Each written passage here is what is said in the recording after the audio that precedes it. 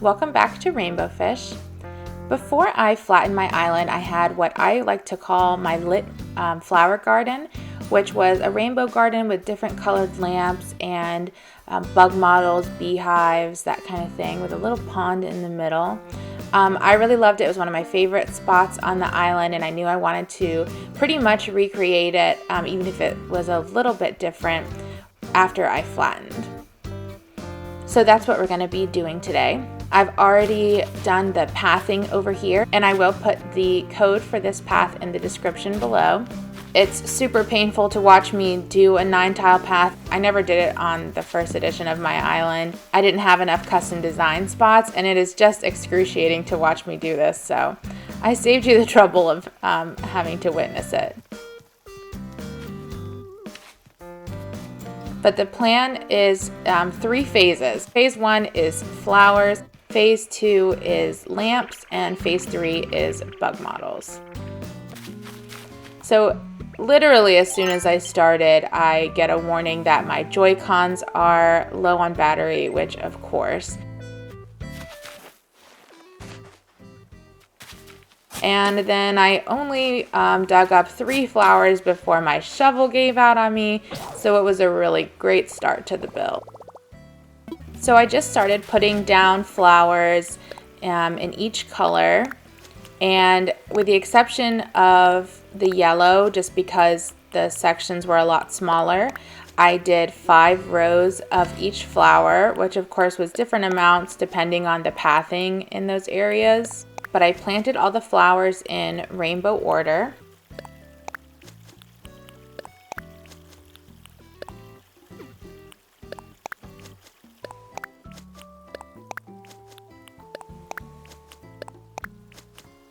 And then something kind of unfortunate happened. I did olive purple and then olive pink.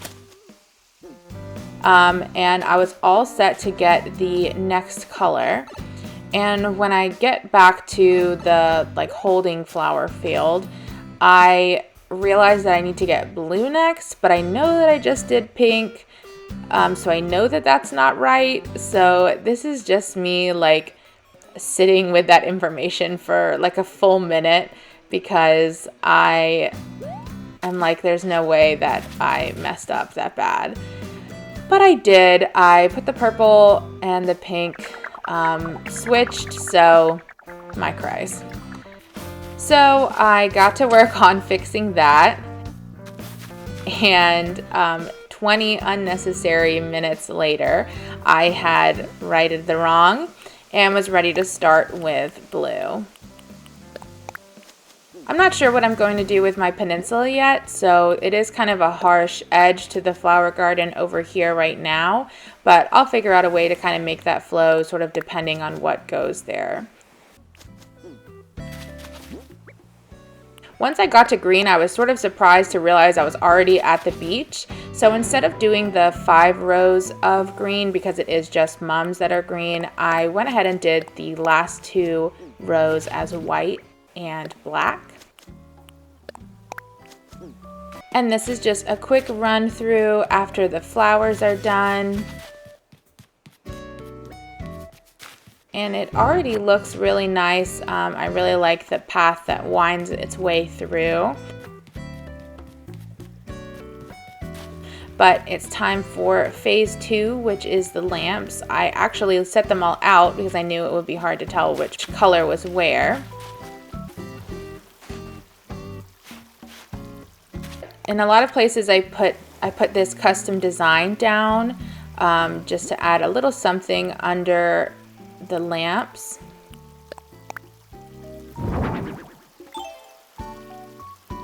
The nice thing about this path is that there are some spots where I could add lamps that I didn't have to dig up a flower for. I could just sort of push them into the empty space in between the flowers and the path.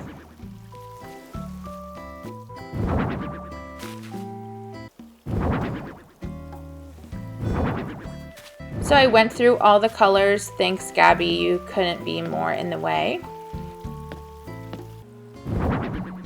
Added most of the lamps that I had.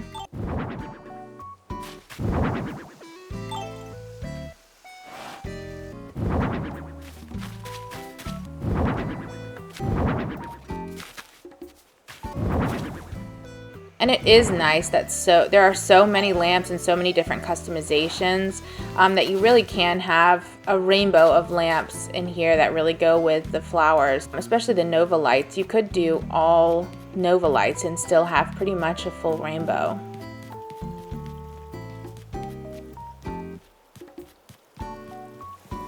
Phase 3 is the bug models and beehives. I love the way the beehives look in a field of flowers, and I have about 10 honeybee models, I think. The artisanal bug cages are one of my favorite items, and I do like to have a place just outside somewhere in the middle of the island where I can change clothes quickly if I want to, so that's useful for that as well.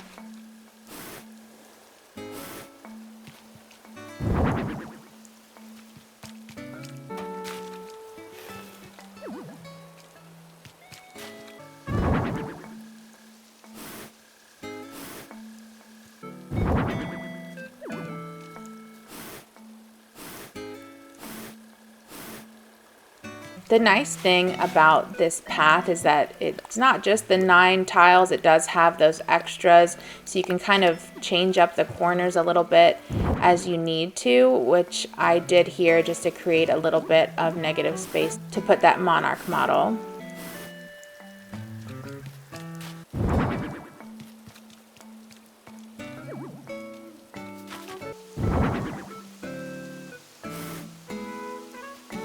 I did look for a place to put the Queen Alexandria's birdwing model. That's huge because it was in my last butterfly garden, but I couldn't quite find a place for it to fit, so I ended up sticking it in front of the museum with the Atlas moth and the banded dragonfly, which are those other like 2 huge bug models.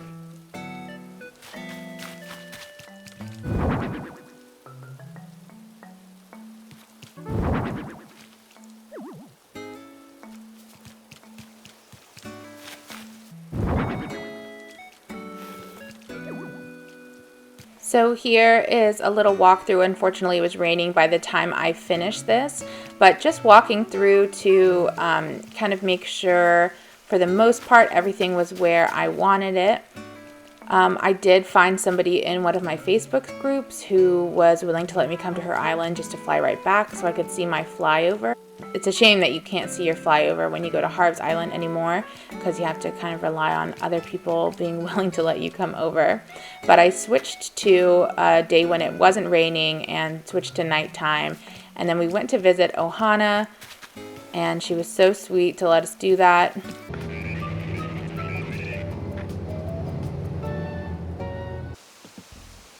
Just ran over, gave her a little wave, of course had an obligatory dance moment on the festival stages, and then headed back home.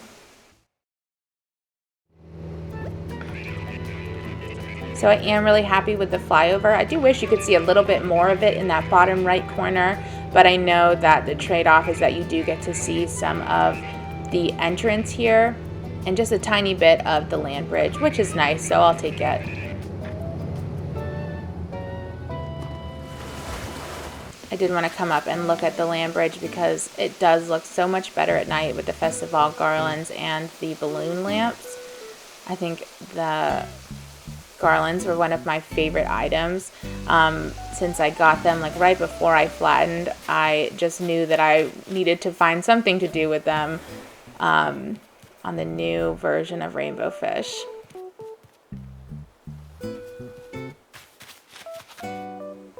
Here's the final walkthrough at night with all the lamps illuminated.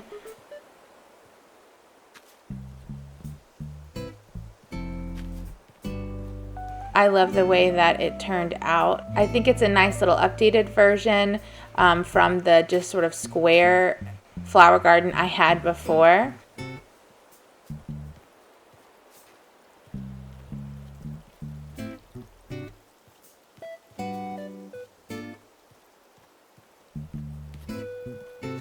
I love the little tiny suspension bridge here. It was a stepping stone, but I like my villagers to be able to get everywhere on the island. So thanks so much for watching. Feel free to like and subscribe. Follow me on Twitter if you haven't already at Pocket of Fish. And until next time, I'll see you later.